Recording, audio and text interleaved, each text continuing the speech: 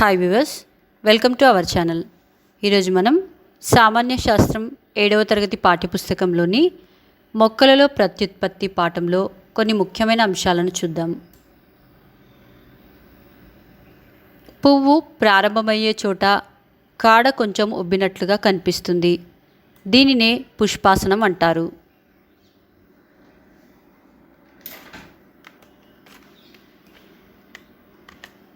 పుష్పాసనం పువ్వులోని భాగాలన్నిటికీ పీఠం వలె పనిచేస్తుంది.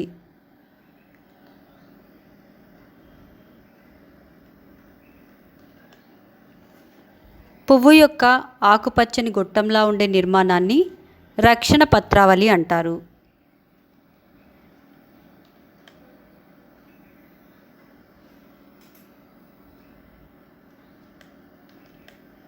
రక్షణ పత్రావళి చివరలు సన్నని ఆకుల్లా ఉండే భాగాలను రక్షణ పత్రాలు అంటారు. రక్షణ పత్రాల కింద గరాడు ఆకారంలో ఉండే తెల్లని భాగంను ఆకర్షణ పత్రావళి అంటారు.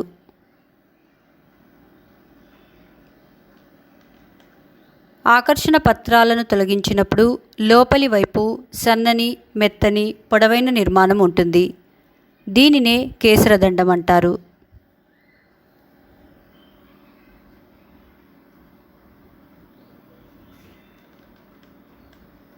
కేసరదండం చివరిలో ఉబ్బెత్తుగా కనిపించే దానిని పరాగకోశం అంటారు. సాధారణంగా పుష్పంలో ఉండే కేసరదండాన్ని, పరాగకోశాన్ని కలిపి పురుష ప్రత్యుత్పత్తి భాగాలు అంటారు. పుష్పాసనం మీద ఉబ్బెత్తుగా ఉండే భాగాన్ని అండాశయం అంటారు. అండాశయం పైన ఉన్న సన్నటి గొట్టం వంటి భాగాన్ని కీలం అంటారు. కీలం చివరి భాగాన్ని కీలాగ్రం అంటారు. అండకోశంలో ఉండే అండాశయాన్ని, కీలాన్ని, కీలాగ్రంలను స్త్రీ ప్రత్యుత్పత్తి భాగాలు అంటారు.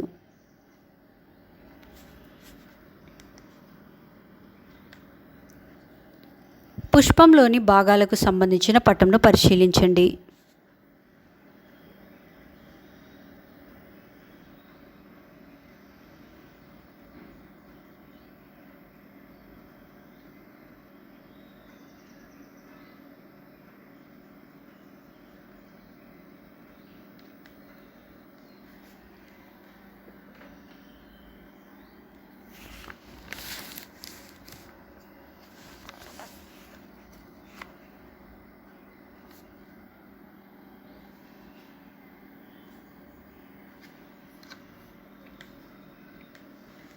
గడ్డి చేమంతి, పొద్దుతిరుగుడు పుష్పాలు చూడడానికి ఒకే పుష్పంలా కనబడినప్పటికీ నిజానికి అది పుష్పగుచ్చం.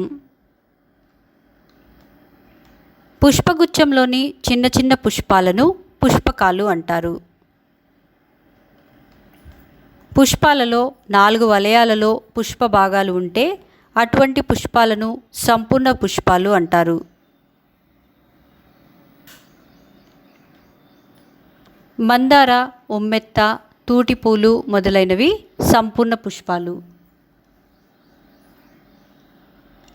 సంపూర్ణ పుష్పాల మొదటి వలయంలో రక్షక పత్రాలు, రెండో వలయంలో ఆకర్షణ పత్రాలు, మూడో వలయంలో కేసరావళి, నాలుగో వలయంలో అండకోశాలు ఉంటాయి. పుష్పాలలో 4 వలయాలలో ఏ ఒక్క వలయం లేకపోయినా అటువంటి పుష్పాలను అసంపూర్ణ పుష్పాలు అంటారు. దోస, సొర, బొప్పాయి, లిల్లీ పువ్వు మొదలైనవి అసంపూర్ణ పుష్పాలకు ఉదాహరణలుగా చెప్పుకోవచ్చు. లిల్లీ పూలలో 3 వలయాలు మాత్రమే ఉంటాయి. దీనిలో రక్షక పత్రాలు, ఆకర్షణ పత్రాలు రెండూ కలిసిపోయి ఉంటాయి.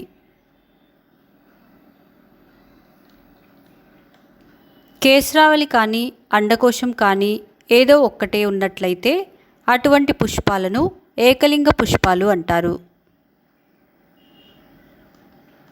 దోస, సొర, కాకర మొదలైనవి ఏకలింగ పుష్పాలు. ఏకలింగ పుష్పాలు 2 రకాలు. పురుష పుష్పాలు. వీటిలో కేస్రావళి మాత్రమే ఉంటుంది, అండకోశం ఉండదు. ఇందులో ఇంకో రకం స్త్రీ పుష్పాలు. వీటిలో అండకోశం మాత్రమే ఉంటుంది, కానీ కేస్రావళి ఉండదు. కేస్రావళి, అండకోశం రెండూ ఉన్న పుష్పాలను ఉభయలైంగిక లేదా ద్విలైంగిక పుష్పాలు అంటారు. ఉమ్మెత్త, మందార, తూటిపూలు మొదలైనవి ఈ ద్విలైంగిక పుష్పాలకు ఉదాహరణలుగా చెప్పుకోవచ్చు.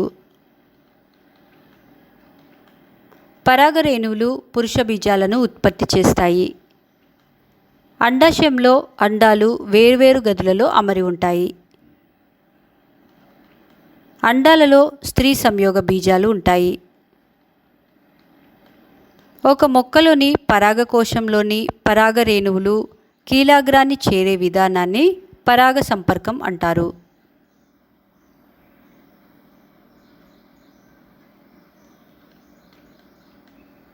పరాగ సంపర్కం జరిగిన పుష్పాలు ఫలాలుగా మారతాయి. పరాగ సంపర్కం జరగని పుష్పాలు ఎండిపోతాయి. ఒక పుష్పంలోని పరాగరేణువులు అదే పుష్పంలోని కీలాగ్రాన్ని చేరడాన్ని ఆత్మ పరాగ సంపర్కం అంటారు. ఒక పుష్పంలోని పరాగరేణువులు మరో పుష్పంలోని కీలాగ్రాన్ని చేరడాన్ని పరపరాగ సంపర్కం అంటారు.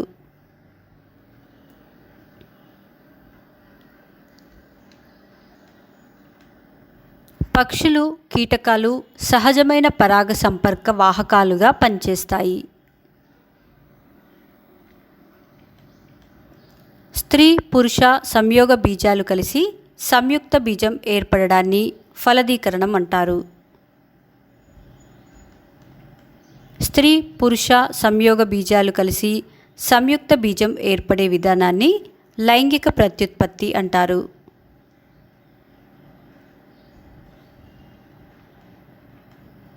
ఫలదీకరణం తర్వాత అండాలు విత్తనాలుగా, అండాశయం ఫలంగా మారుతుంది. విత్తనాలు ఏర్పడడానికి లైంగిక ప్రత్యుత్పత్తి అవసరం.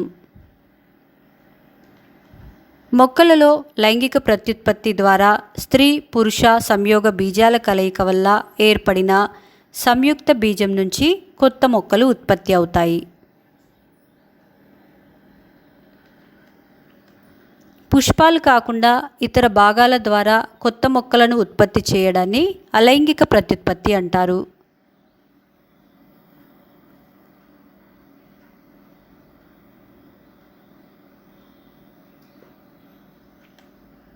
మొక్క శాఖీయ భాగాలైన వేరు, కాండం, పత్రం నుంచి కొత్త మొక్కలు ఉత్పత్తి కావడాన్ని శాఖీయ ప్రత్యుత్పత్తి అంటారు.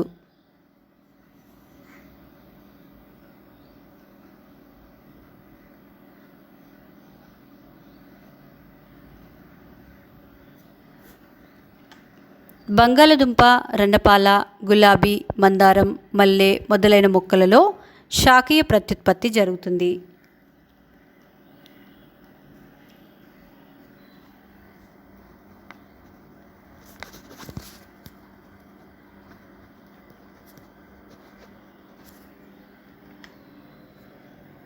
వివిధ రకాల మొక్కలు ఇతర భాగాల ద్వారా కొత్త మొక్కలను ఉత్పత్తి చేసే విధానాన్ని ఈ పట్టిక తెలియజేస్తుంది.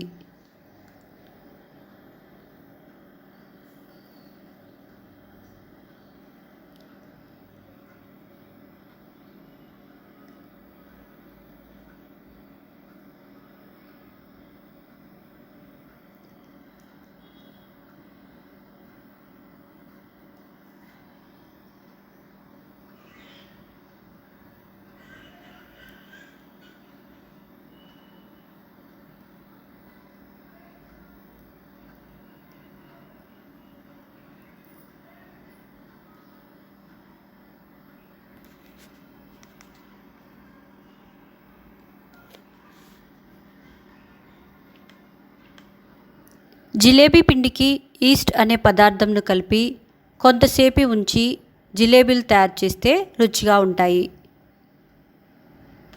ఈస్ట్ అనేది ఒక రకమైన మొక్క.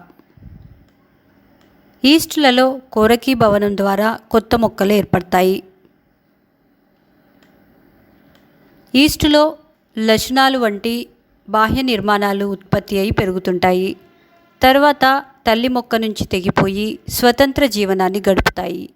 దీనినే కోరకీ భవనం అంటారు. రొట్టె ముక్కపై ఏర్పడే శిలీంధ్రాన్ని బ్రెడ్ మోల్డ్ అంటారు. అలెగ్జాండర్ ఫ్లెమింగ్ అనే స్కాటిష్ శాస్త్రవేత్త పెన్సిలియం అనే శిలీంధ్రాన్ని కనుగొన్నాడు. దీని నుంచి పెన్సిలిన్ను తయారు చేశాడు.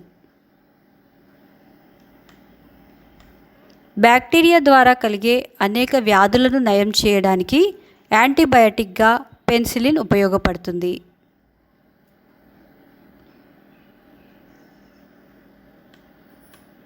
మొక్కలలో పునరుత్పత్తిని గురించి థియోఫ్రాస్టస్ అనే శాస్త్రవేత్త మొట్టమొదటిసారిగా పరిశోధన చేశాడు.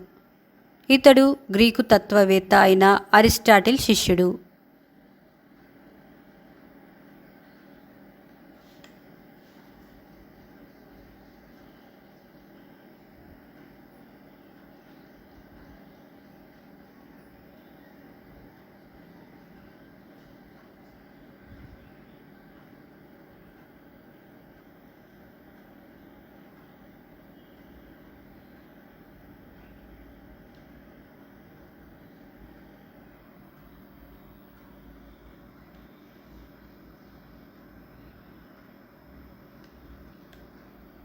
మా నెక్స్ట్ వీడియోస్ యొక్క నోటిఫికేషన్ మీకు రావాలంటే మా ఛానల్ను సబ్స్క్రైబ్ చేసి బెల్ బటన్ నొక్కగలరు. అలాగే మా వీడియోస్ని లైక్ చేసి షేర్ చేయగలరు.